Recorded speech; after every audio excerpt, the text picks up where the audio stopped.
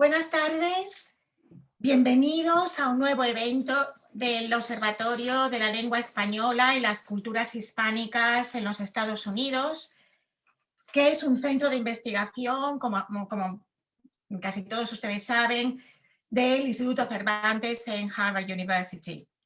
Hoy ponemos en relación a un gran país que por alguna razón no ha estado muy presente todavía en las actividades del observatorio, con los Estados Unidos, contexto en el que nos encontramos y que da sentido a nuestro centro.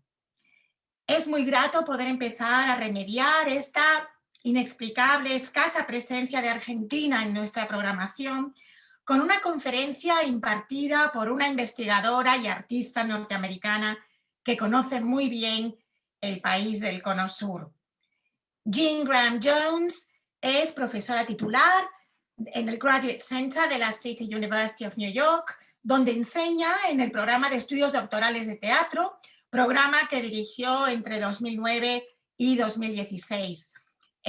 Allí imparte asignaturas como Contemporary Latin American Theater o Transatlantic Theater and Performance o History of Theatrical Theory o Advanced Theater Research. Como investigadora, además de 3 volúmenes de obras teatrales argentinas en traducción y unos 50 ensayos publicados en revistas y libros de varios países americanos y europeos, Jean Graham Jones es también autora de las monografías Exorcizar la historia, el teatro argentino bajo la dictadura, y Evita Inevitably, Performing Argentina's Female Icons, Before and After Eva Perón. También editó recientemente la obra Lola Arias, Reenacting Life, un libro que recopila obras de teatro de esta artista argentina e incluye sinopsis, ensayos críticos y artísticos, múltiples intervenciones escénicas, instalaciones, etc. Esto en imágenes, evidentemente. Actualmente, Jean Graham Jones se encuentra inmersa en el trabajo investigador para preparar una monografía dedicada a los retos que plantea la traducción de textos contemporáneos teatrales traducción dirigida a la escena, basándose en su experiencia como investigadora, traductora, directora y actriz, puesto que efectivamente Jean Graham Jones conoce el teatro no solo como investigadora y profesora, sino desde dentro, desde la faceta artística, y ha sido actriz y directora en varias producciones teatrales que han tenido lugar en Argentina, Estados Unidos e Inglaterra. También conoce el teatro desde la faceta de traducción y ha traducido al inglés más de 20 obras de dramaturgos argentinos. Terminaré diciendo que toda esta experiencia explica que haya sido entre 2015 y 2019 elegida como presidenta del International Federation for Theatre Research. Así que les dejo con una grandísima experta en este rico e interesantísimo y complejo mundo del teatro, Jean Graham Jones, a la que agradezco muy sinceramente y doy la bienvenida al observatorio de corazón, porque por cierto, este evento lo teníamos programado para el año pasado, fue el primero que tuvimos que cancelar por culpa de la pandemia, así que te agradecemos enormemente, Jean, que hayas accedido a impartir tu conferencia por Zoom y permitiéndonos así rescatar este evento que tanto habíamos lamentado perder el año pasado. Tienes la palabra. Bueno, muchísimas gracias y buenas tardes, buenas noches. Antes que nada, quiero agradecer al Instituto Cervantes en la Harvard University y al equipo del Observatorio de la Lengua Española y las Culturas Hispánicas en los Estados Unidos, y especialmente a su directora ejecutiva, Marta Mateo. Esa amable invitación a estar con ustedes para hablar del teatro, tema que a mí me apasiona como investigadora, docente, artista y espectadora. Nunca pensé tener que calificar el teatro de presencial, Antes del COVID, todo teatro para mí era presencial. Pero entre las muchas modificaciones que la pandemia nos ha exigido, una es tener que diferenciar entre el teatro presencial y el virtual. De modo que hablar esta tarde del teatro pre-pandémico presencial y por Zoom me resulta un acto de nostalgia y de añoranza. Y no soy la única que se haya medio perdida. En abril del 2020, el dramaturgo argentino Rafael Sprechelburg, de quien hablaré más tarde, escribió un ensayo contemplando su trabajo de artista bajo cuarentena, durante la cual escribe piezas teatrales comisionadas por teatros europeos para programaciones virtuales de emergencia y pregunta Sprechelburg, ¿llamaremos teatro a esta práctica de escenas filmadas en el apuro? Cine no es, chateo tampoco. ¿Qué es entonces? ¿Y a quién le importa saberlo? Cumplo con el pedido, como si fuera un soldado que debe ir al frente. Pero ¿de qué frente estamos hablando? No tenemos forma de saberlo. Y desde ese punto de reflexión incierta, amorfa, hoy hablaré del teatro de la prepandemia. Además de compartir con ustedes mis propias experiencias en el teatro, aprovecho para trazar una muy breve historia del teatro porteño en Nueva York. Y así me centro en las dos capitales teatrales de sus respectivos países, Buenos Aires y Nueva York. Entiendo que ninguna suplanta a la nación, pero son mis dos referentes profesionales y personales, al ser las dos ciudades en las que ejerzo mi carrera de investigadora y artista teatral. Un último comentario introductorio. Mi charla de hoy también se nutre de ese proyecto monográfico sobre la traducción teatral que tengo en marcha, al que se refirió Marta. Al hablar de la traducción y de acuerdo con mis varias experiencias de actriz, directora, traductora, espectadora e investigadora, no me refiero exclusivamente al texto escrito, sino a las múltiples variables que encontramos al traducir, trasladar, si quieren, una obra de teatro de un escenario al otro. La traducción teatral no consiste exclusivamente en categorías lingüísticas ni culturales, sino que engloba casi todos los elementos de la puesta en escena: el entrenamiento actoral y el estilo de actuación, la coreografía, el movimiento y la gestualidad, la estética teatral y la recepción del público. Y como se verá hoy, todo en el teatro se relaciona de manera estrecha. Para mí, el proceso de la traducción siempre es incompleto. Siempre se halla entre dos textos, dos o más hechos teatrales, dos elencos, dos públicos, dos ciudades. Y los espectáculos que comento hoy en su castellano original o en traducción inglesa aportan pruebas de esa relacionalidad o interconexión indisoluble en los textos, en los montajes y en sus recepciones. Vamos a verlos. Empiezo con un punto destacado.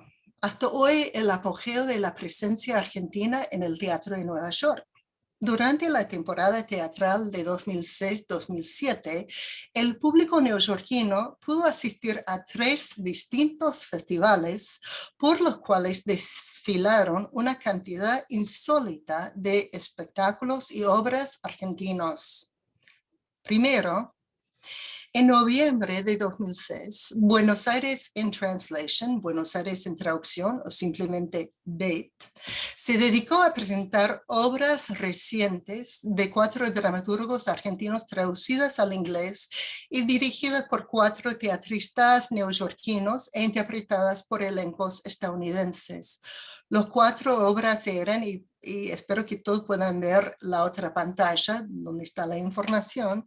Las 4 obras eran La escuela de familia de Lola Arias, Ex Antoine de Federico León, Mujeres soñaron caballos de Daniel Veronese y El pánico de Rafael Sprechelburg. Luego, en mayo de 2007, Teatro Stage Fest en su ciclo inaugural, presentó La omisión de la familia Coleman del grupo Timbre 4, con autoría y dirección de Claudio Tocachir. Y en julio del mismo año, el Festival del Lincoln Center presentó Un hombre que se ahoga del proyecto Chekhov, versión de Daniel Veronese, dentro del marco de su ciclo anual veraniego. Aunque sorprendiera una presencia tan enfáticamente repetida como la del teatro porteño en Nueva York durante aquella temporada de 2006-2007, las dos capitales nacionales de teatro comparten una historia relativamente larga de intercambio esporádico, por lo menos dentro del ámbito festivalero. En los últimos 40 y pico años han subido a los escenarios neoyorquinos varios grupos argentinos. En 1979, por ejemplo, Historias para ser contadas de Olpado Dragón fue presentado en el ya histórico Encuentro del Teatro de las Américas, organizado por TOLA, Theatre of Latin America, bajo la dirección ejecutiva de Joan Pollitzer. Y durante los años 80, el Public Theatre de Joseph Papp patrocinaba el Festival Latino. Tanto el Festival Latino como el Encuentro de Teatro de las Américas mostraba un fuerte compromiso sociopolítico. El Festival Latino originalmente se llamaba Festival de Teatro Popular Latinoamericano, en el cual no hubo participación argentina hasta 1984 con la vuelta a la democracia.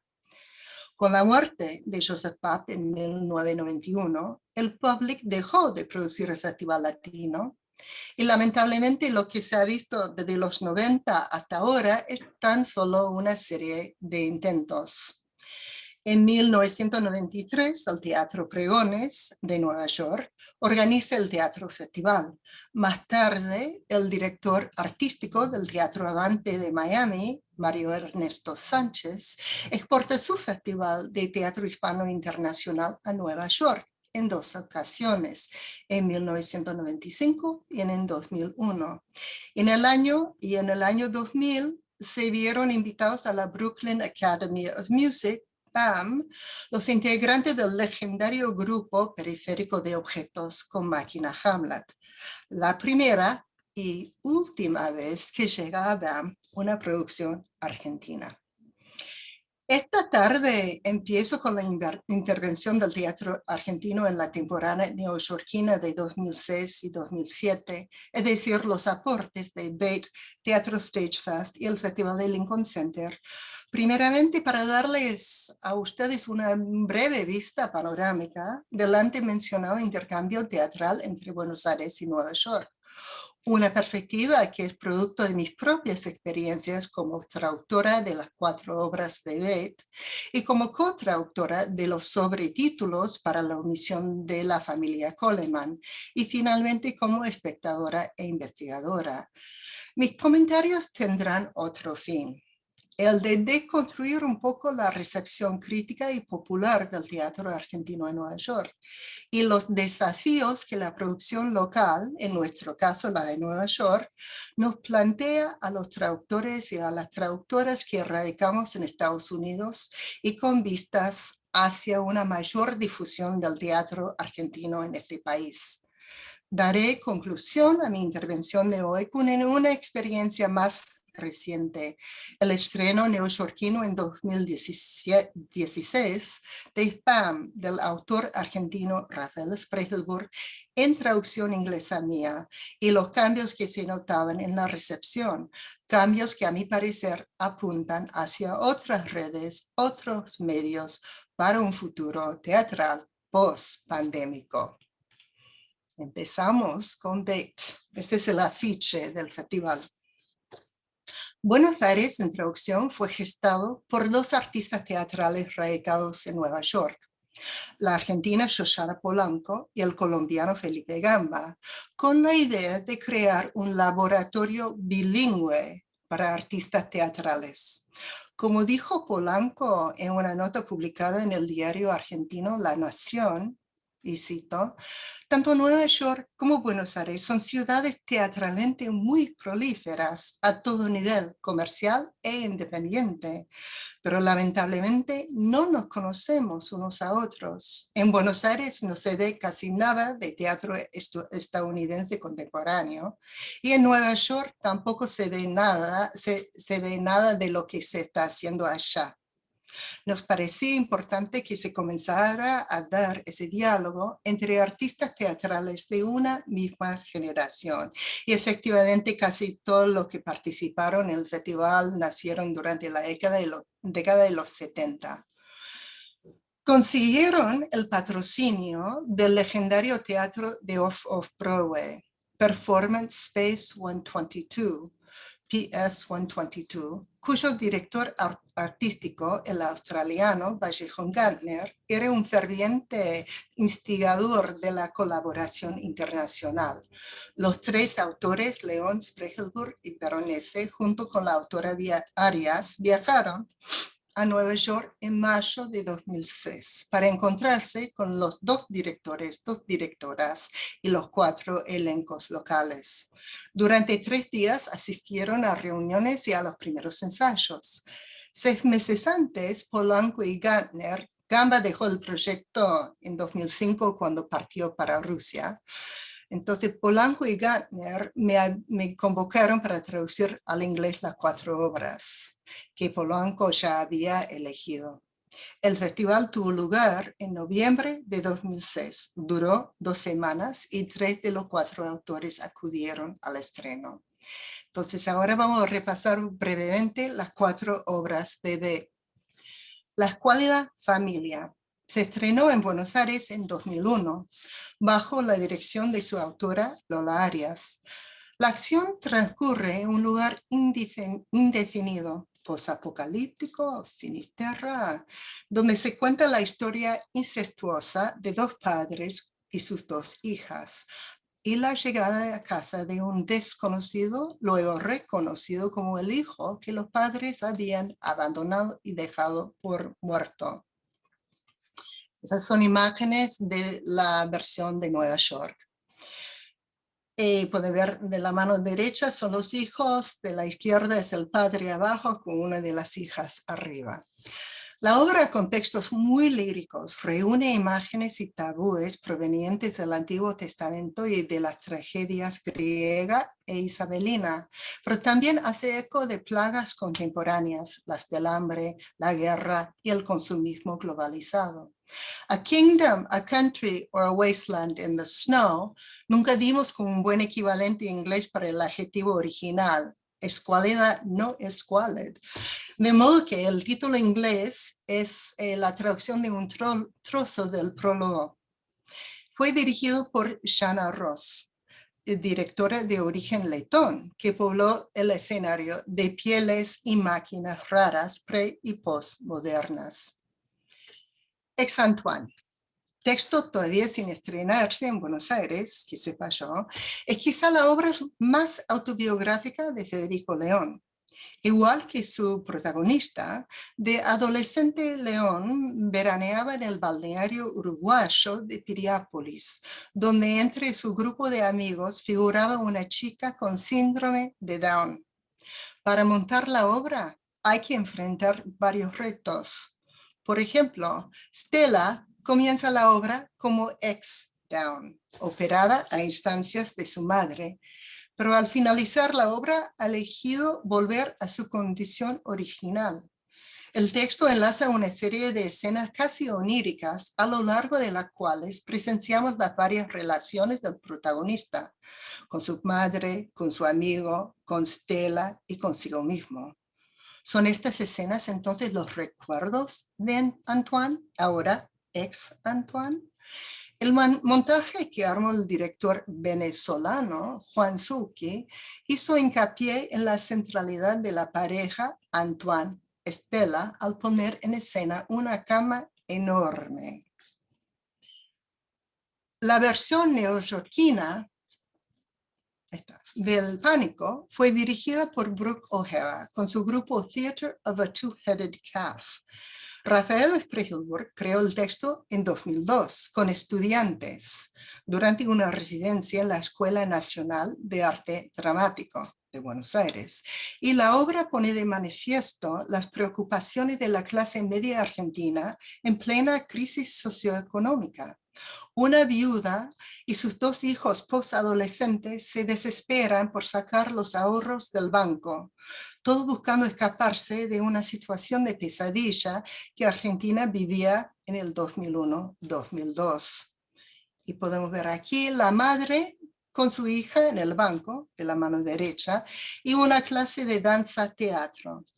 Como casi todos los textos de ese autor, director, actor y traductor argentino, El Pánico cuenta con una riqueza lingüística desbordante y con personajes que mantienen cierto equilibrio entre la verosimilitud y la caricatura.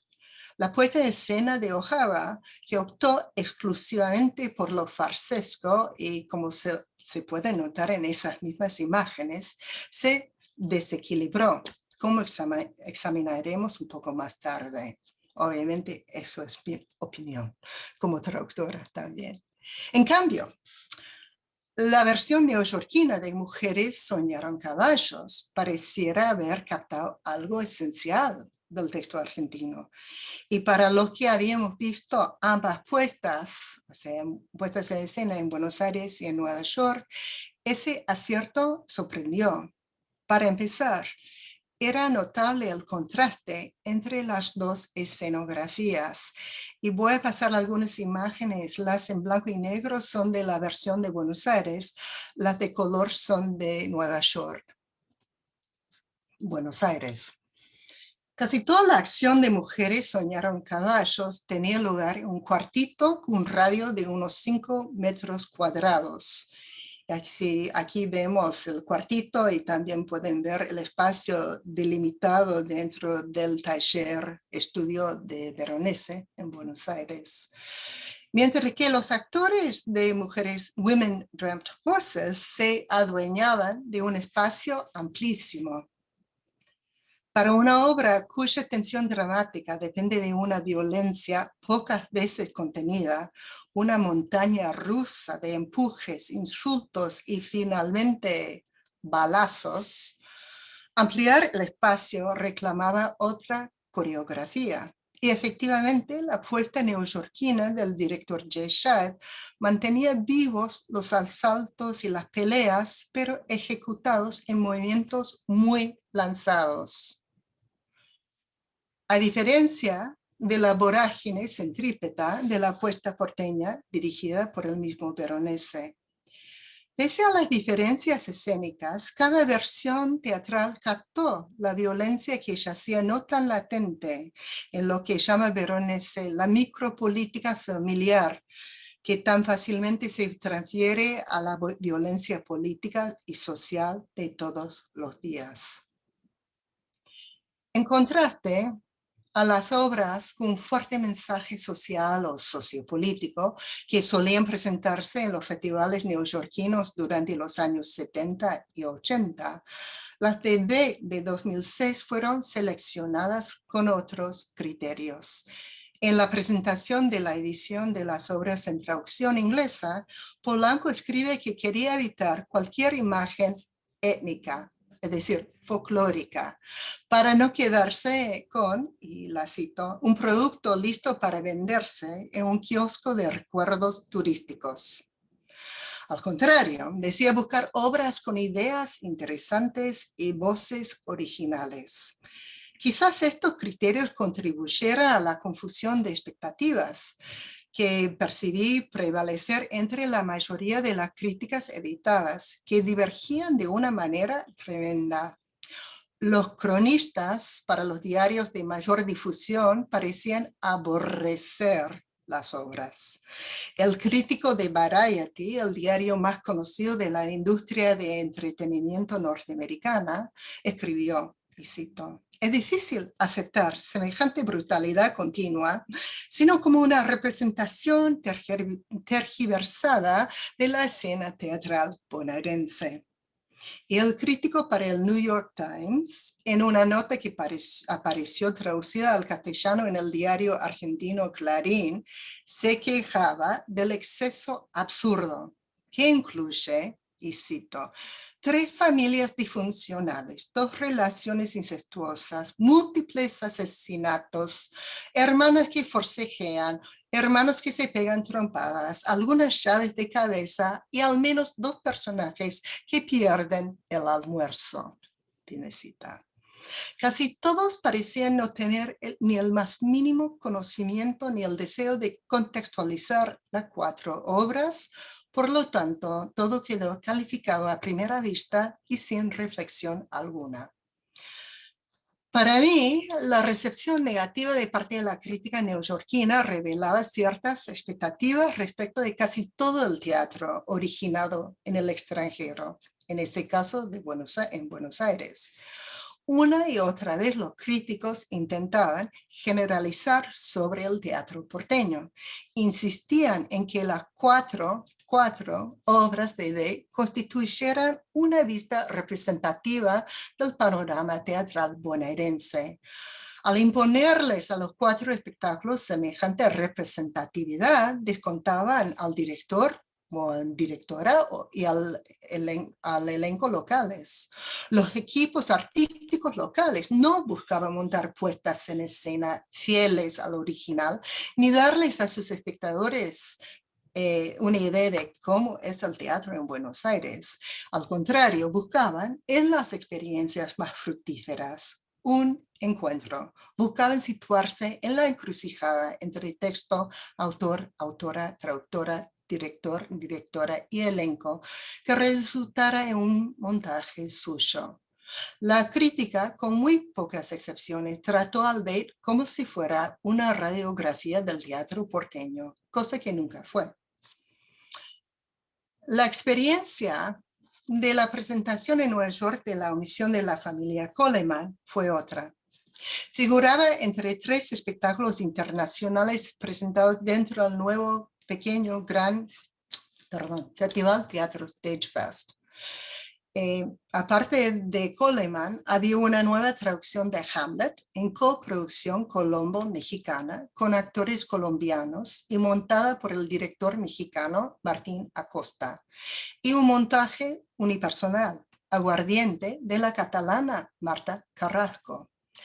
La omisión de la familia Coleman, o simplemente Coleman, era la ópera prima de Claudio Tolcachir, un director anteriormente mejor conocido como actor, que ahora es uno de los más reconocidos directores argentinos y cuyo renombre internacional se debe en gran parte al fenómeno global que sigue siendo Coleman. Creado durante 3 meses de improvisaciones en la casa estudio del mismo Tolcachir, donde se estrenó en 2005, y en la foto de la izquierda pueden ver esa casa estudio y la relación íntima entre el público y el escenario. Y muchas veces los espectadores tenían que sentarse en el mismo escenario. Coleman es uno de los grandes éxitos bonaerenses y hoy en día cuenta con más de 2.000 funciones solo en Buenos Aires. Presentaciones en más de 60 teatros y festivales en más de 20 países y múltiples ediciones en traducción francesa, griega, italiana e inglesa. En la familia Coleman, excéntrica hasta un extremo casi impensable, conviven 3 generaciones. Una abuela filosófica, su hija, una mujer en estado de adolescencia perpetua, y 4 nietos que responden a su manera a la situación tragicómica de la vida cotidiana. Coleman se presentó en Nueva York en el histórico teatro del Off-Broadway, La Mama, Y las tres funciones neoyorquinas gozaron de una recepción fervorosa. Y aquí, como aparentemente en todos los países donde se ha representado, sin importar el idioma local, el público se identificó con la familia Coleman. De hecho, como recuerda el mismo Tolkachir, después de una función en Dublín, se le acercó un espectador local a preguntarle si la obra se había inspirado en una familia irlandesa. Del mismo modo, una y otra vez los espectadores neoyorquinos me decían, los Coleman somos nosotros. No podemos hablar de la recepción de prensa porque la omisión de la familia Coleman no tuvo ni una sola crítica que yo sepa. ¿Qué habrá pasado? Antes del estreno, el festival se anunció por todos lados, auspiciado por las grandes empresas como Time Warner, JP Morgan Chase, American Airlines, Starbucks. Inclusive el New York Times le regaló un suplemento de 3 páginas que incluía una grilla y toda la información principal. Cuando la fundadora del festival, Susana Tuber, argentina entonces radicada en Nueva York, preguntó por qué no había salido ninguna crítica de Coleman en el Times, uno de los mismos patrocinadores del festival, el director de la sección espectáculos dijo que no se pudo, porque la obra habría bajado de cartel antes de que saliera la crítica. Interesante la excusa.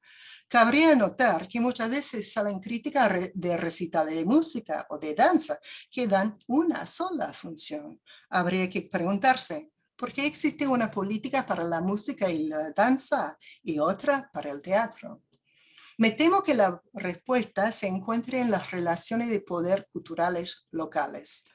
Coincido con el comentario de Tom Sellar en una nota publicada en el Village Voice. En Nueva York hay sótanos para las obras vanguardistas que vienen del exterior.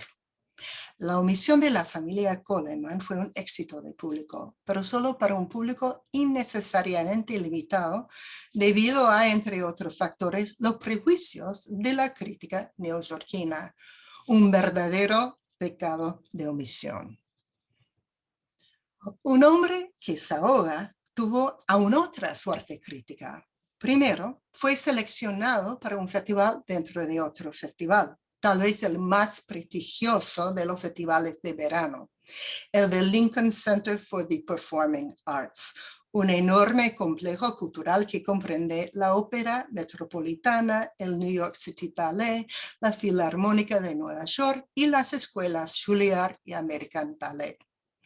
Cada verano, durante el mes de julio, el Lincoln Center organiza un festival espectacular y dentro del marco del festival de 2007 se armó una especie de mini festival de teatro en español, asesorado por Olga Godoy. Se ofrecieron 4 espectáculos de monstruos y otros prodigios del grupo mexicano Teatro de Ciertos Habitantes, Gemelos de la Compañía de Teatro Cinema de Chile, Divinas Palabras de Valle Inclán del Centro Dramático Nacional de España y Un hombre que se ahoga, proyecto independiente del artista teatral argentino Daniel Veronese. Según Godoy, quería compartir con el público de Nueva York unas tapas que mostraban la diversidad de producción teatral en América Latina y en España. El concepto y punto de partida para Un hombre que se ahoga, una versión de Las 3 hermanas de Anton Chekhov, es el intercambio de géneros. Sin ningún travestismo, los hombres hacían los roles femeninos y las mujeres los masculinos.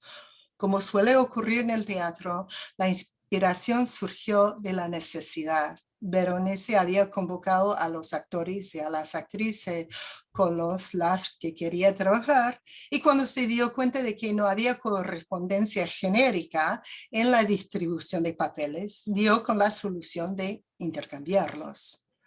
La puesta en escena era bien sencilla. Los actores se sentaban en primera fila cuando no estaban en escena. Y esas dos son fotos de otras funciones, no tenemos de Lincoln Center. La de blanco y negro es de Buenos Aires y la otra no sé cuál es, pero pueden ver que los actores están sentados en primera fila entre el público en la foto en color. En Buenos Aires había una sola función por semana, los domingos por la tarde, horario muy raro para un teatro independiente, pero perfecto para actores con otros compromisos profesionales. La iluminación venía de la luz del exterior y los actores usaban ropa de calle que podría ser y era suya, sin ningún maquillaje u otro efectismo teatral. La experiencia duraba 90 minutos. Era un Chekhov exprimido y reorganizado, de mujeres que actúan, mientras que los hombres esperan y sueñan. Con textos susurrados al oído del otro, agregados como subtextos, interrumpidos, hasta que quedaba solo lo esencial del teatro y del texto ruso, las relaciones humanas. En Nueva York se presentó en la sala Newhouse del Lincoln Center, que con 300 butacas era una sala mucho menos íntima que la de Buenos Aires. Igual que con la omisión de la familia Coleman, se dieron 3 funciones, pero un hombre que se ahoga sí tuvo varias críticas. ¿Será porque se dio en Lincoln Center y no en la Mama? Otra vez fueron críticas divididas. Helen Shaw, del semanario Time Out New York, calificó el espectáculo entre los 10 mejores del año. El director argentino Daniel Veronesi intercambió todos los roles de género, escribe, un gesto superficial que paradójicamente dejó al descubierto las intenciones más profundas y lacerantes de Chekhov. Y por internet los blogueros le rogaron a sus lectores que vieran el espectáculo.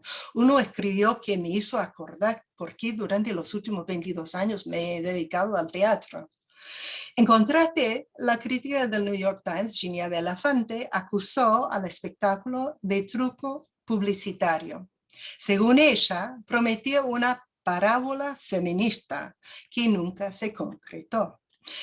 Belafante concluye quejándose, y la cito. Veronese encuentra lo grotesco donde no ronda, en el amor de un envejecido varón por una de las hermanas Prósorov, Tussenbach, una mujer que parece ser abuela.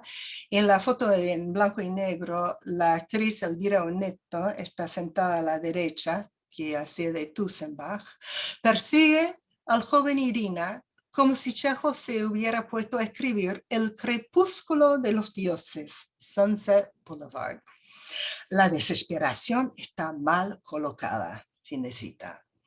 Es irónico que al buscar un feminismo explícito, Belafante reinscriba los viejos masculinismos, sin darse cuenta de que cuando se invierten las edades de los amantes, quedan expuestos los prejuicios respecto de las mujeres de cierta edad.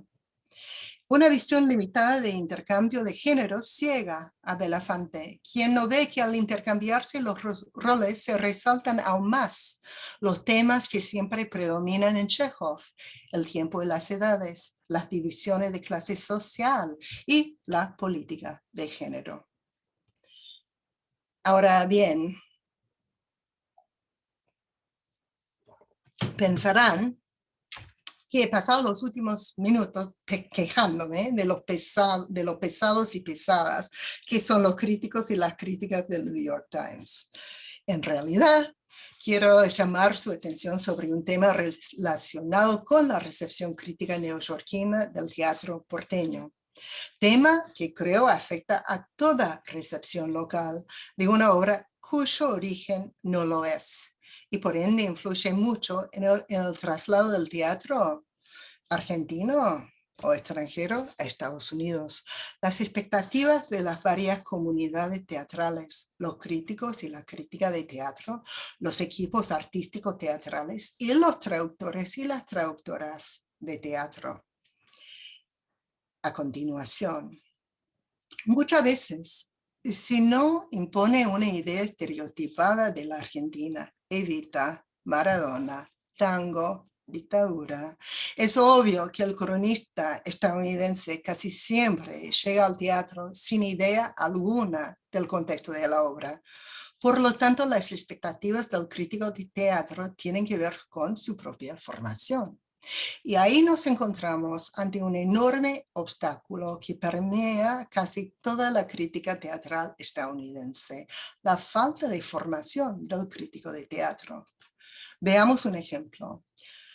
La antes mencionada crítica de un hombre que se ahoga en el New York Times salió editada al lado de una crítica más extensa del recital del viejo conjunto musical brasileño Os Mutantes. En su crítica, Ben Ratliff, gran conocedor de la música contemporánea latinoamericana, detalla una historia de la banda, escribe sobre la escena musical brasileña y aunque menciona las varias influencias de Os Mutantes, como por ejemplo la de los Beatles, no se acerca al grupo brasileño a través de la banda británica, como hace Belafonte al interpretar Un hombre que se ahoga, exclusivamente como una versión más de las Tres Hermanas.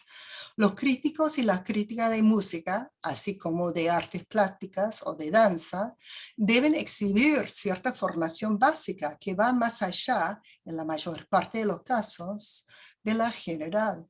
¿Por qué no se hacen responsables los críticos de teatro de tener una formación equivalente en cuanto al espectáculo teatral? Si no son capaces de contextualizar el espectáculo, ¿cómo pueden informar a su público lector?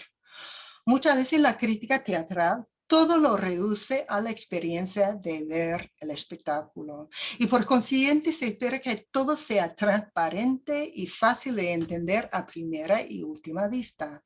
Sin ninguna formación básica en cuanto al teatro proveniente de otras culturas, muchos críticos teatrales no son capaces de manejar los distintos marcos estéticos culturales. O sea, si no comparten el mismo código cultural, simplemente no captan la obra en su totalidad y no pueden interpretarla para su público lector.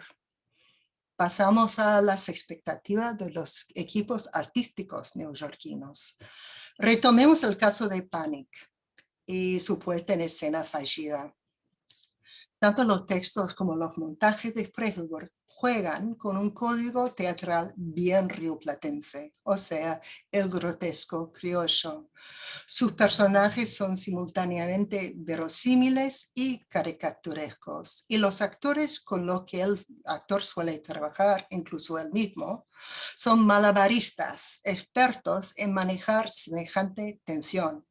En cambio, los actores norteamericanos en general tenemos otra formación, la del famoso realismo americano, una mezcla de Stanislavski, como este se entiende en Estados Unidos, que no es como se entiende en Argentina, por ejemplo, con el método strasseriano y la influencia del cine y de la televisión. Y hasta los actores y traductores estadounidenses más dispuestos a la experimentación tienen o tenemos que enfrentarnos a esa tradición que predomina en las escuelas y en los teatros. La tendencia es a no mezclar la tragedia con la comedia, a separar lo estilizado de lo naturalista. La directora de Panic no supo mantener ese equilibrio entre las dos tendencias, la farsa y la verosimilitud, ambas presentes en el texto, y terminó optando por la farsa, convirtiendo a todos los personajes en caricaturas unidimensionales. Spregelburg, que quedó muy disconforme con el montaje, me dijo: está bien si los personajes secundarios tienden hacia lo farsesco, pero los principales, la familia, deben tener algo real. Si no, no nos conmueve la situación de ellos.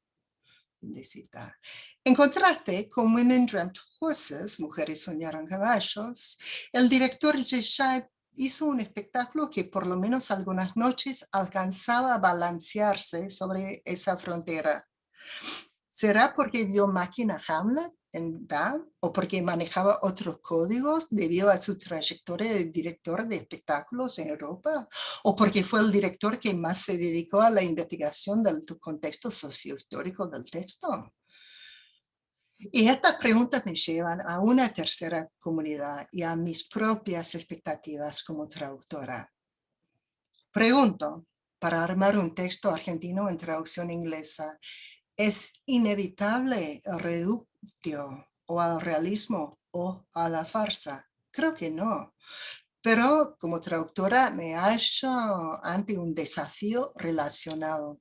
Debo informar cómo son las obras en castellano o debo hacerlas funcionar en inglés. Funcionar para mí implica cierta reducción, limitar la traducción a lo ya conocido y lo ya aceptado, imponer los códigos del teatro norteamericano y el énfasis en cierta agencia individualista, tanto del personaje como del actor, y dejar a un lado ese laboratorio bilingüe que buscaban fundar los productores TV. Para mí la palabra clave es la colaboración y nosotros los traductores, las traductoras teatrales, hablamos siempre de la importancia de estar en la sala de ensayo, de no pensar en la traducción de una obra teatral como solo un texto escrito dramático. Y para cerrar, y como último ejemplo, les cuento un poco de mi experiencia de colaborar en la traducción de otra obra de Spregelburg, Spam, que se estrenó en inglés en Nueva York en 2016, o sea, casi una década después de los festivales de Teatro Stage Fest y Lincoln Center. Spam.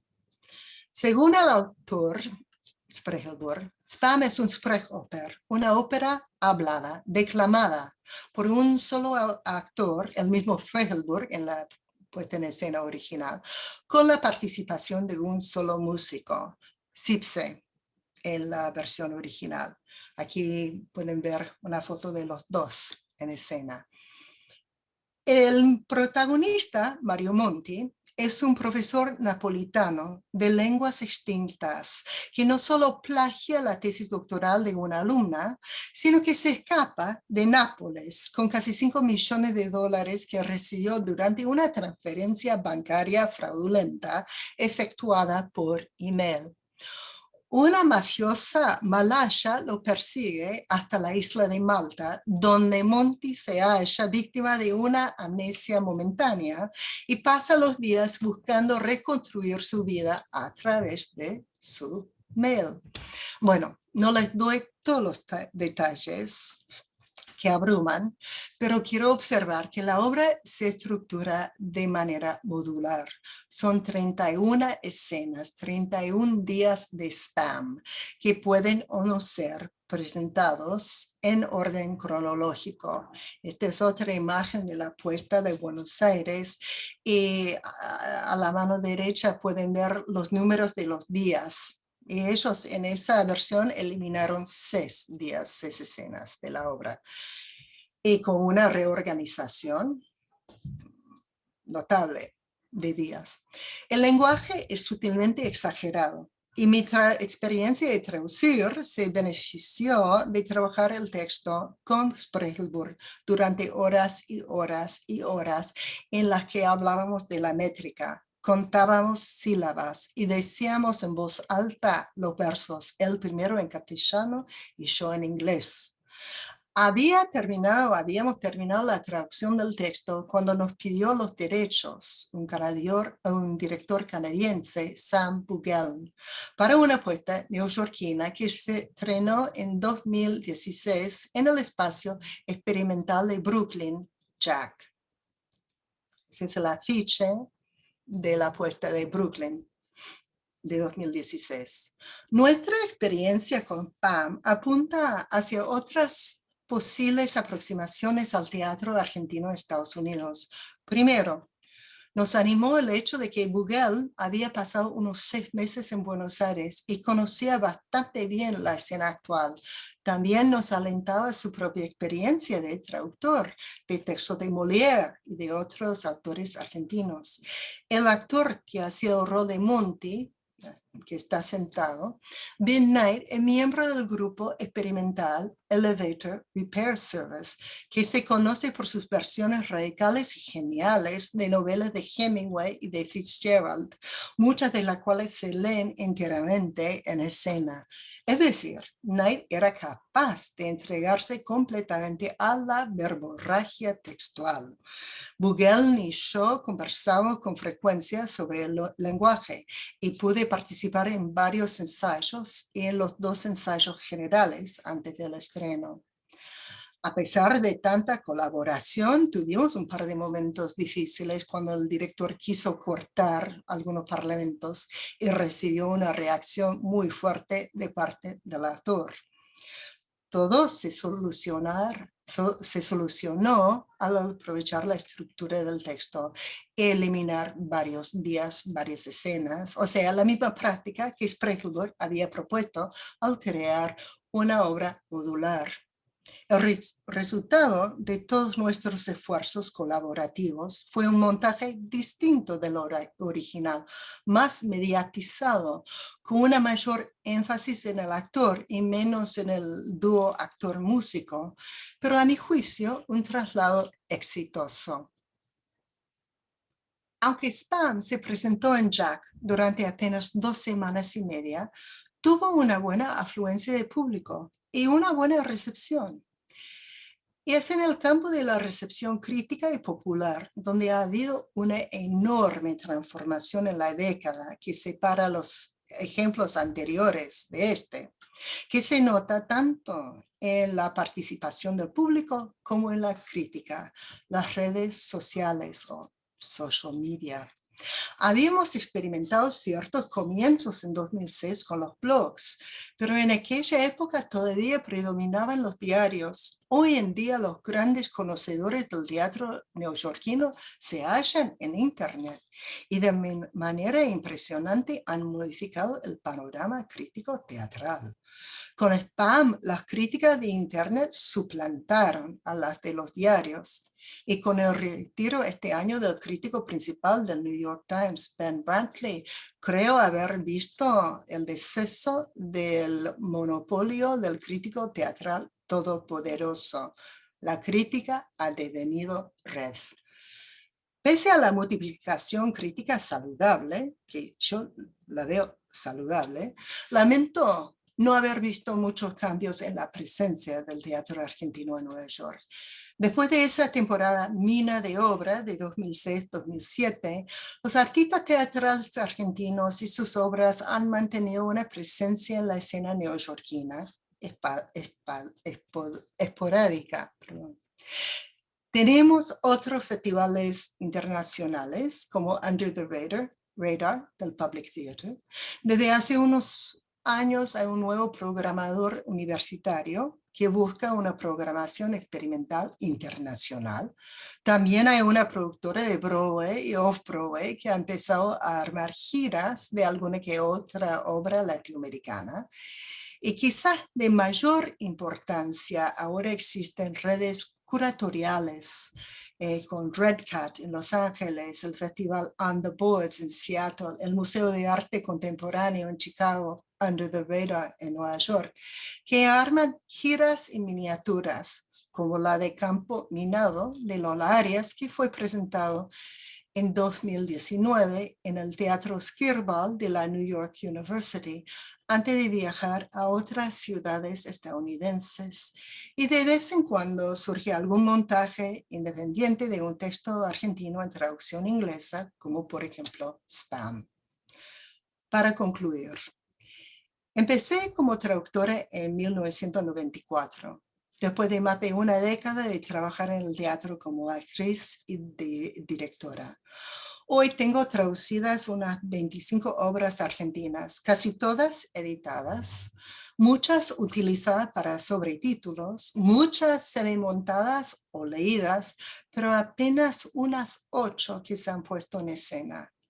Los traductores y las traductoras de teatro siempre nos quejamos de la falta de full stagings. Muchos teatros estadounidenses dicen ofrecer una programación internacional, pero con demasiada frecuencia esas obras reciben una lectura pública sí, un montaje completo, full staging.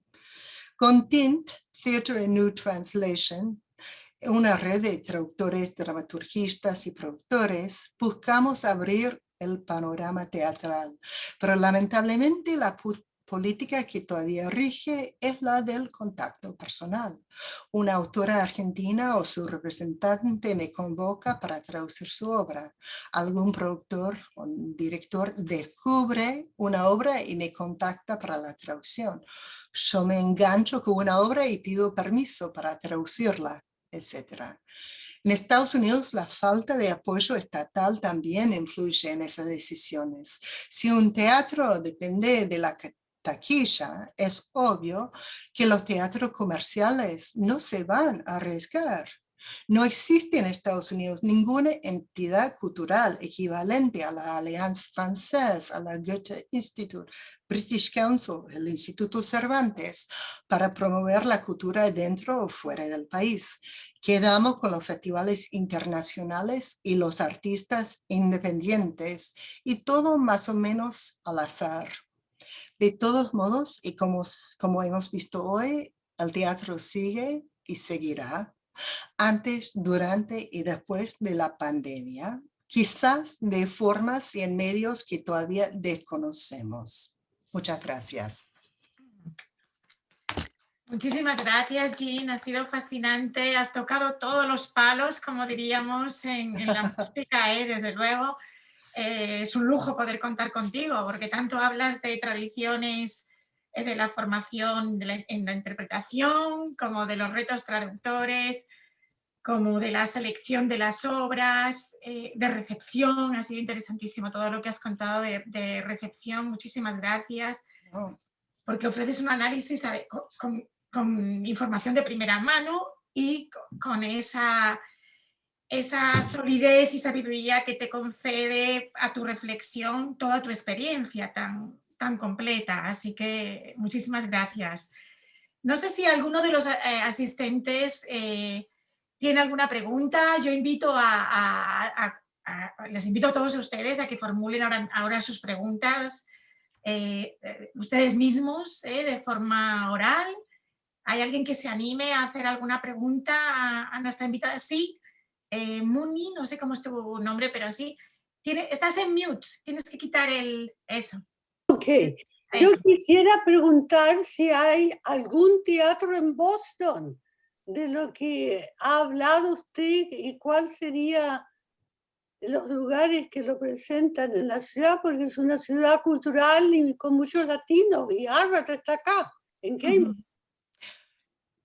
Bueno, yo diría, y eso me baso en los últimos espectáculos que han pasado por la zona de Nueva Inglaterra, que Emerson College tiene una programación buenísima en cuanto al teatro internacional. Y por ahí han pasado varios espectáculos y sé que ellos con los de Tufts University presentaron una película de Lola Arias, Teatro de Guerra, que se relaciona con Campo Minado, entonces presentaron eso y sé que también, pero yo diría que Emerson es como el centro. Alguien, ustedes que viven allá me pueden corregir, me encantaría saber más, pero sé que algunos grupos chilenos también han pasado por esos teatros. Sí, gracias. Pero ¿dónde publican esto? Porque yo nunca he visto... El gran tema, sí, sí, cómo conseguir esa información. Exacto. Yo siempre me parece que es importante, o sea, suscribirse, inscribirse en las páginas, o sea, en las listas de la misma universidad. Me imagino que en Emerson pueden buscar dónde inscribirse, ¿no? Para recibir más información. Pero no es consistente, es muy de vez en cuando, como pasa acá, sí. Sí, pero gracias. Sí, muchas gracias. Muy interesante las dos preguntas y nos viene muy bien a todos. Una pregunta de Viviana Planini. Sí, yo quería seguir preguntando la misma cosa que el Art Emerson aquí en Boston.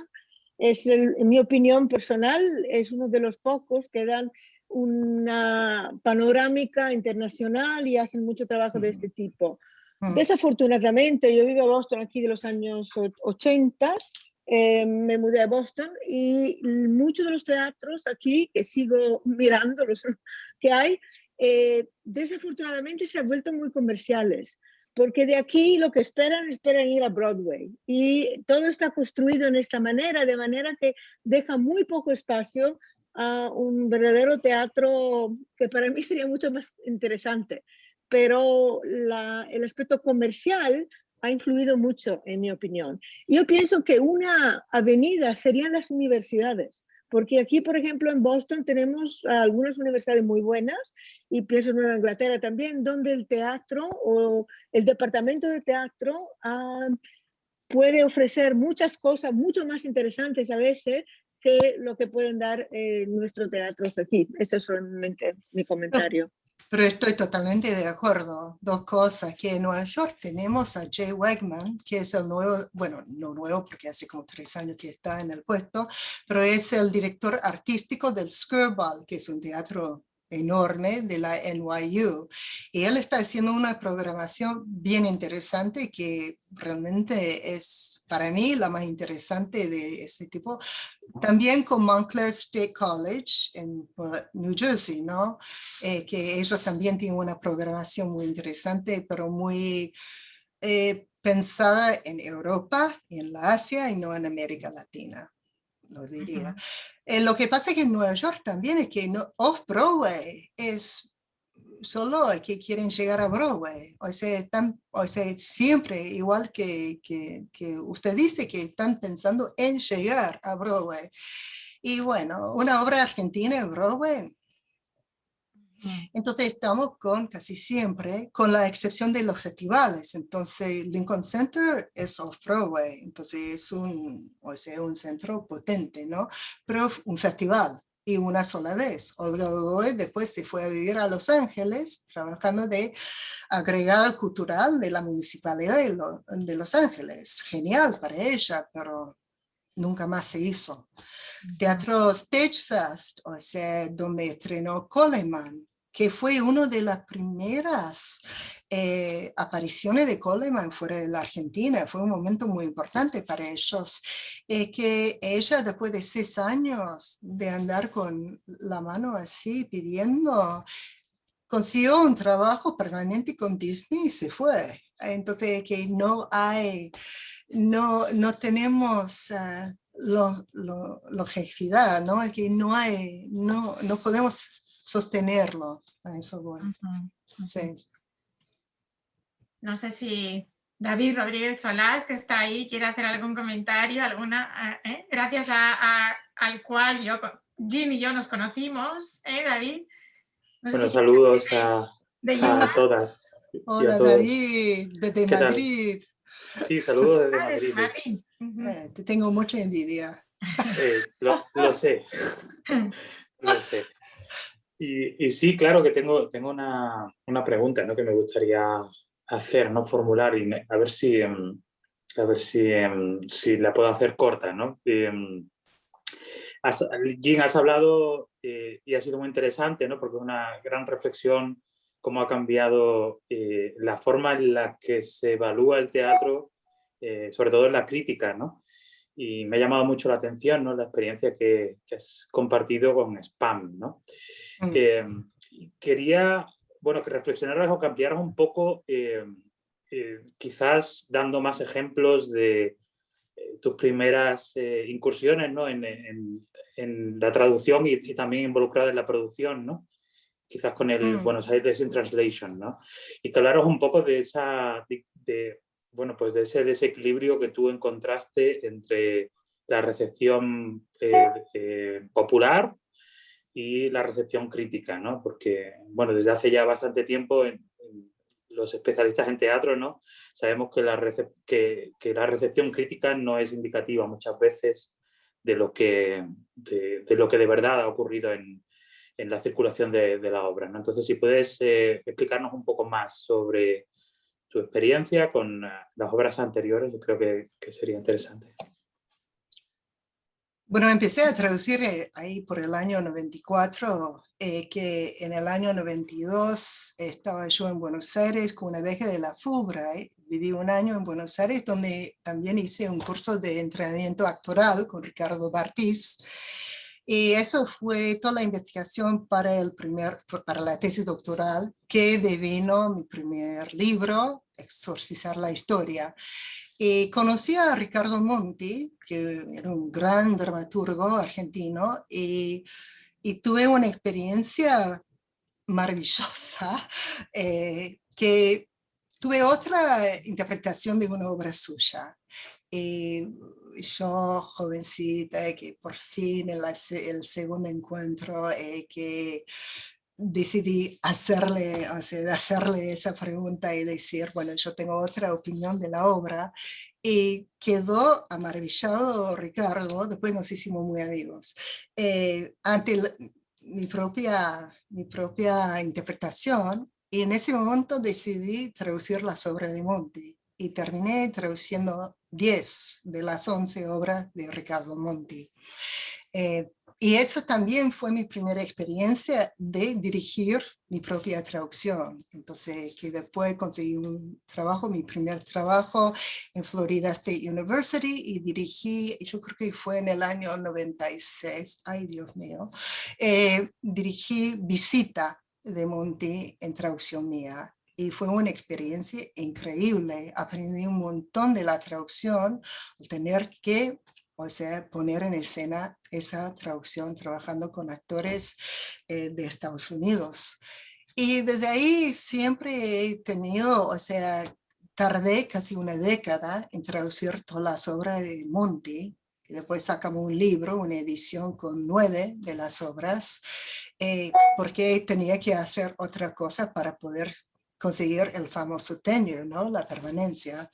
Entonces, seguí cada año, o sea, hice un borrador de una traducción de una obra, nos reuníamos en Buenos Aires, y siempre desde el comienzo, los comienzos he trabajado de manera colaborativa. A mí me fascina eso, la verdad es lo mejor de lo que hago, estar con los autores, con los actores, con los directores. Suelo decir que mis archivos son los teatros, no las bibliotecas, que estoy muy contenta, es mi lugar en el mundo, el teatro. Entonces sufrí mucho los últimos años.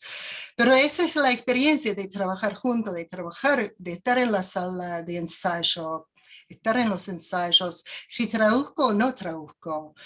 Pero para mí es uno de los grandes placeres de la vida haberlo hecho. Entonces con B fue una cosa que yo llegué a Nueva York, perdón, que en el año 2004, entonces empecé a conocer a gente de teatro de Nueva York, conocí a Shoshana Polanco, no sé cómo, ni me acuerdo. Creo que fue a ver un espectáculo que había armado ella, que era una especie de experiencia callejera, o sea, con audífonos y todas cosas que ya se han puesto muy de moda. Y nos conocimos, entonces empezamos a charlar, ella de Buenos Aires, yo amante de Buenos Aires, bueno, compartíamos mucho, y me propuso traducir las 4 obras, y me dio 6 meses para la traducción de 4 obras de 4 autores distintos, que fue demasiado, que fue muchísimo. Después de esa experiencia de vivir en el mundo de Ricardo Monti durante 10 años, ¿no? El mismo mundo, el mundo de él, que estar en 4 mundos a la vez, pero fue una experiencia maravillosa. Y ahora trabajo mucho con ellos, o sea, acabo de hacer un libro con Lola Arias, que esa obra que hicimos con B no se parece para nada a lo que está haciendo ahora. Ahora es que se conoce por su proyecto de teatro documental. Y trabaja muchísimo en eso. Son obras maravillosas, fascinantes, pero es otro procedimiento. Pero viene de la poesía. Entonces esa obra tiene mucho de ese lirismo. Y Veronese y yo hemos trabajado juntos en varias ocasiones, y Sprechelburg, como quedó obvio que hemos trabajado varias veces. Entonces fue él que me convocó para traducir Spam, que para mí fue un honor porque es un texto dificilísimo. Y él es un gran traductor, es el traductor oficial de inglés al castellano de Harold Pinter, o sea, de dramaturgos ingleses, pero entre los más conocidos. Entonces, conoce el oficio.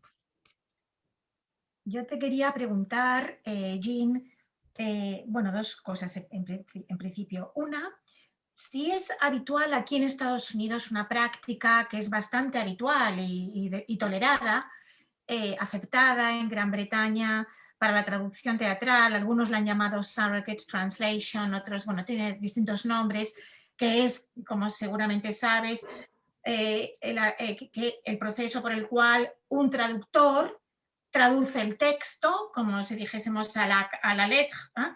Y un dramaturgo reconocido adapta ese texto ya traducido a la escena, con la justificación de que el traductor no conoce el mundo teatral y se necesita a un dramaturgo, a alguien del teatro para darle ese toque teatral, escénico, ¿no?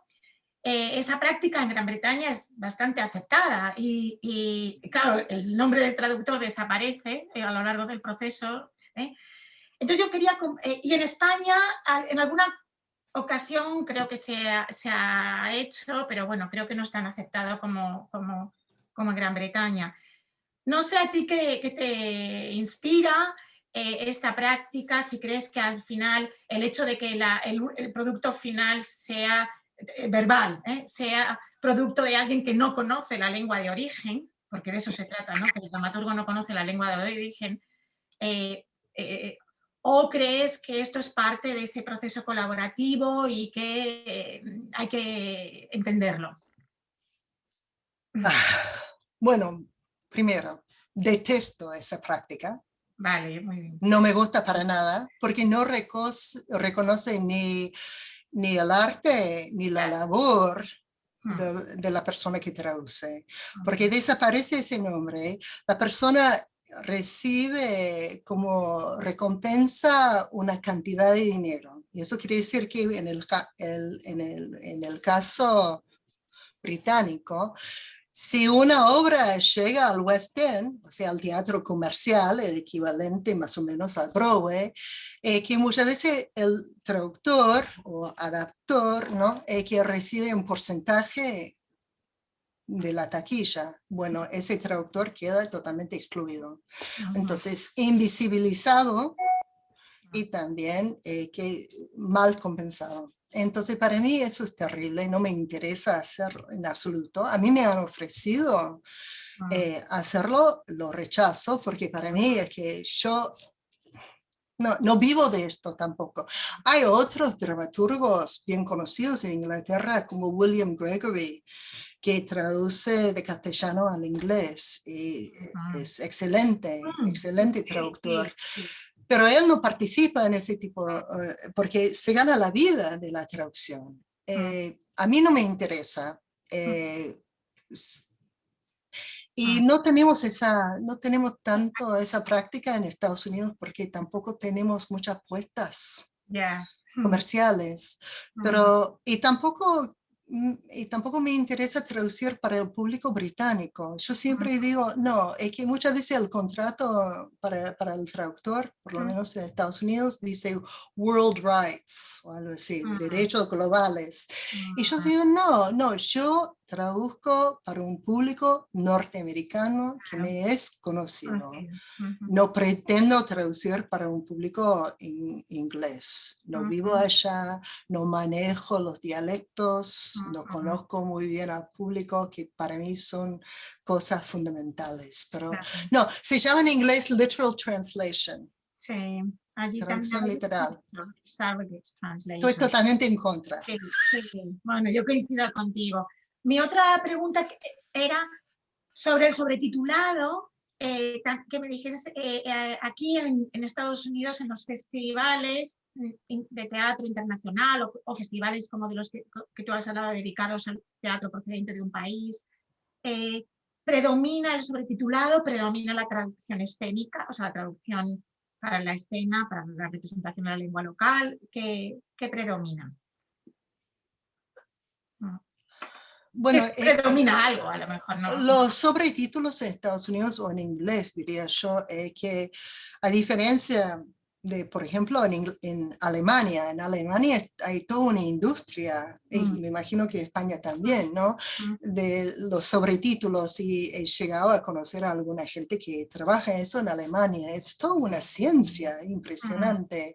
Nosotros, que yo lo he hecho muy pocas veces, no soy experta, que hay muchas reglas muy exactas, igual que en cine, porque las personas pueden leer semejante cantidad, entonces todas esas limitaciones.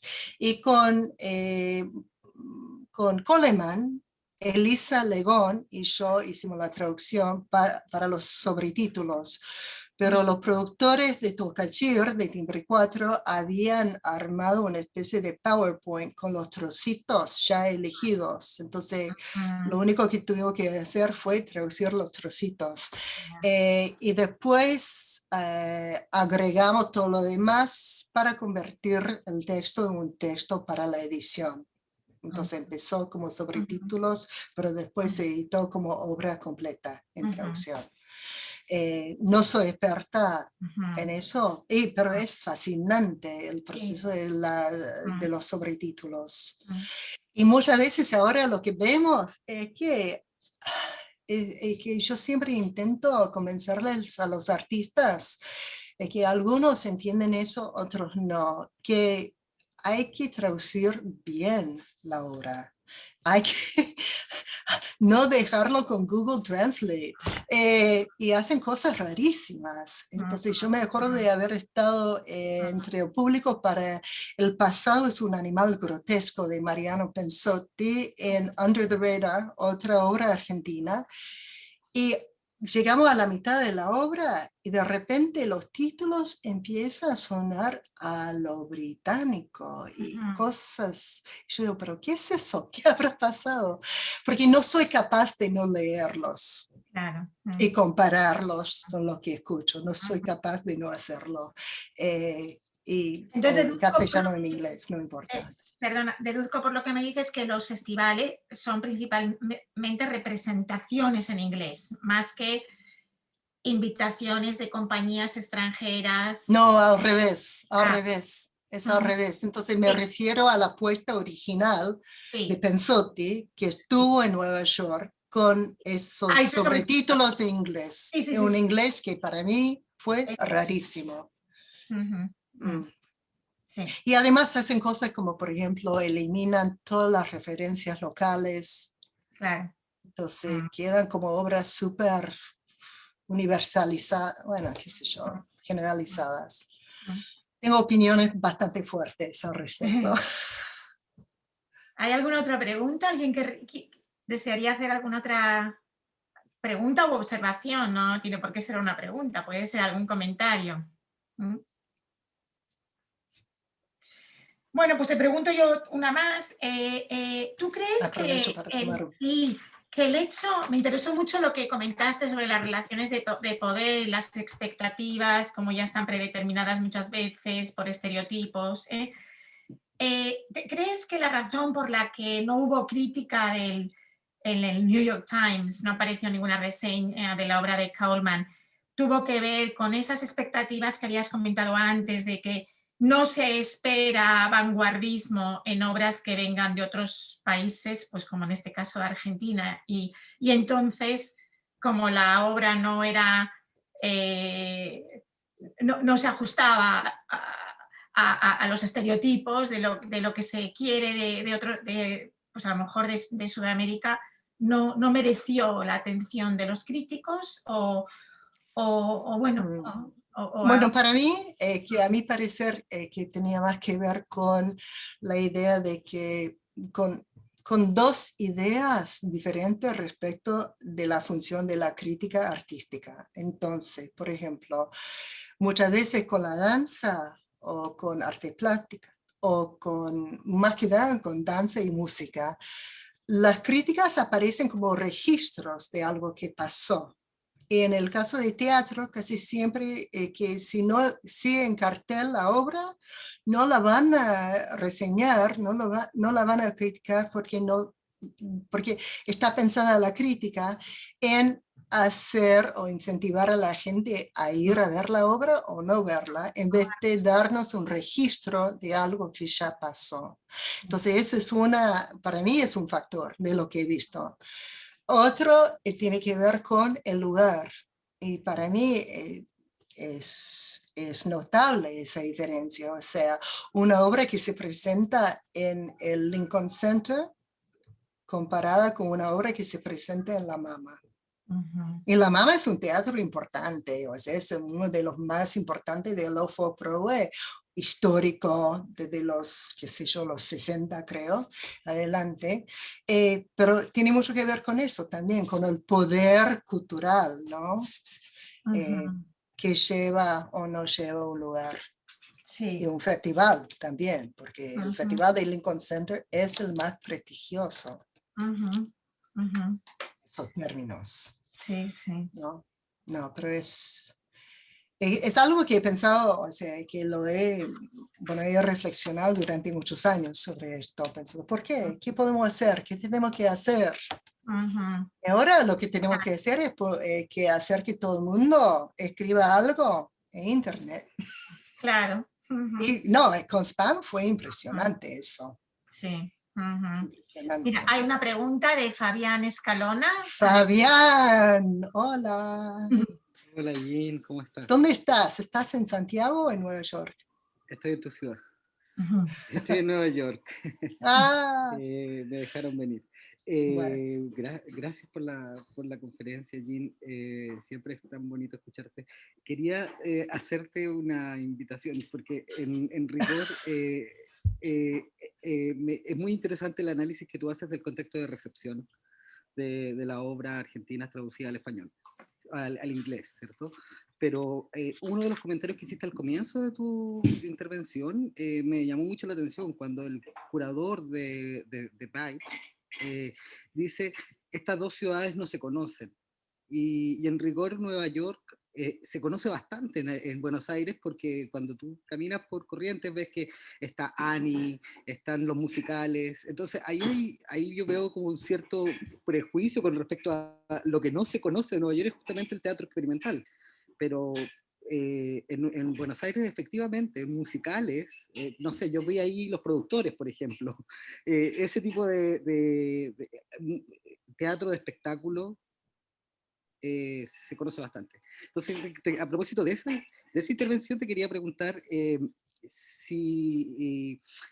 cómo afecta no la recepción, sino la manera en que se enmarca desde la curatoría, desde la creación de estos festivales o de estos intercambios, un contexto de expectativa. En otras palabras, cómo se venden las obras que viajan, porque finalmente no es solo que el crítico neoyorquino o el público neoyorquino carezca de un contexto, sino que además cuando se proponen estas circulaciones, y yo lo veo en el caso del teatro chileno que circula también, como lo que se esperan ciertas cosas o se ofrece ciertas cosas con respecto al teatro chileno o al teatro argentino que va a circular, no sé. No, pero es que tenés toda la razón, eso es muy interesante. Y yo digo que hoy en día Polanco diría otra cosa, porque lo que dijo, o sea, esa nota para La Nación fue en el año 2006. El panorama teatral comercial de Buenos Aires ha cambiado, y tenés toda la razón, o sea, llega mucho más proyectos comerciales, y eso también se debe en parte al éxito de Claudio Tocachir, porque Tocachir, o sea, ahora que dirige espectáculos para teatro comercial, o sea, y son obras norteamericanas, como por ejemplo August Osage County, ¿no? Entonces yo creo que eso, que sí, hay más, pero hay teatro comercial, entonces, pero las obras experimentales de Estados Unidos no llegan a Buenos Aires tampoco, ¿verdad? Y no van a los festivales, el FIBA, porque el FIBA o sea, el Festival Internacional de Buenos Aires depende de depende de patrocinadores culturales. Entonces yo me acuerdo que fui la primera vez a la primera edición de FIBA en 97 fue, y puras obras francesas, alemanas e inglesas. Yo digo, pero ¿dónde está Estados Unidos? ¿Dónde está X país? Bueno, el British Council, la Alianza Francesa, el Goethe, o sea, ellos también subvencionaron. Y Estados Unidos no hace eso.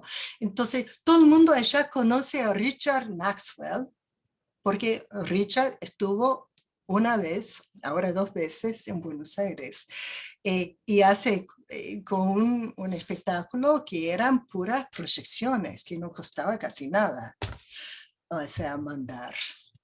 Y me parece muy interesante cómo ha cambiado. Y yo creo que sí, tenés razón, que Shoshana se refiere al teatro experimental.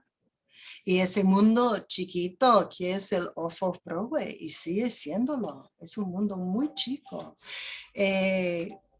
Y la segunda parte, perdón, ¿cuál fue la segunda parte de tu pregunta? Era Perdona. con respecto a cómo, sí, no, era con respecto a cómo las personas que promueven desde Argentina o desde Latinoamérica, Bueno, desde Santiago, la circulación, generan un horizonte de expectativas a propósito de esta obra que puede facilitar este error de lectura. obviamente, o sea, claro. Primeramente que el teatro que viaja, o sea, el teatro en términos generales, el teatro que viaja muchas veces a los festivales son obras basadas en obras, en otros textos canónicos, ¿no? O sea, siempre está Shakespeare, siempre está Chekhov, que viajan fácilmente. Porque ya son textos conocidos. Y la otra cosa es que sí, que vuelven a invitar al mismo artista una y otra vez. Entonces yo adoro a Guillermo Calderón, que es un gran artista chileno, pero Guillermo, ¿quién más de Chile? O sea, son muy pocos los demás. Entonces, porque tiene una relación muy fuerte con el Public Theater. Entonces lo invitan una y otra vez, y también trabaja en otros teatros de Estados Unidos. Y la verdad es que no cuestiono el éxito de un artista, todo lo contrario, pero me gustaría que en vez de invitar a la misma persona una y otra vez, que es exactamente lo que hace BAM, o sea, invita al mismo director alemán todo el tiempo. Entonces hemos visto como 6 espectáculos del mismo director, y a mí me gustaría ver otro director, otra directora para variar, pero es que y eso también es una manera de limitar, como decís, la imagen de que cómo es el teatro. Si el único referente que tenemos es Guillermo Calderón, ¿qué imagen tenemos del teatro chileno? Es buenísimo, pero lo que hace es bien suyo, ¿no? Y lo mismo con el teatro argentino, diría yo. Pero sí, sí, hay mucho, tenemos mucho trabajo. Gracias, Jean. No, a vos, Fabián, qué gusto verte. Fabián es alumno mío, entonces, pero no lo quiero reducirlo así, porque está el proyecto de la tesis, está escribiendo. Eso quiere decir que nunca nos vemos. Pues muchísimas gracias, Jean. Hay mucho trabajo, pero desde luego tú nos has dado una lección magistral, porque como decía antes, has tocado muchísimos aspectos fundamentales, la recepción, incluso la formación de los críticos, de los actores, el enfoque desde el mundo actoral, el enfoque de la traducción, así que una visión muy, muy completa y muy actual además, lo cual se agradece. Además, y vos como traductora también, o sea, podríamos pasar muchas horas. Lástima que no esté en Boston. Bueno, todo se andará. Después en otro momento, Sí, será. Sí. Sí. Pues muchísimas gracias, Jean, gracias dobles además por haber permitido, como decía antes, que tuviera lugar el evento a pesar de la pandemia. Ha sido un lujo contar contigo, gracias también por todas esas imágenes, esa información tan rica que nos has proporcionado para acompañar tu charla. Y gracias a todos ustedes. Y Gracias por estar con nosotros. Sí, gracias a los participantes. Y esperemos que puedas venir algún día en persona al observatorio. Me encantaría. Sí. Pues gracias a todos, les espero en otro evento, tenemos otro la semana que viene, a ver si podemos contar con muchos de ustedes. Gracias. Gracias. Muchas gracias. Fascinante.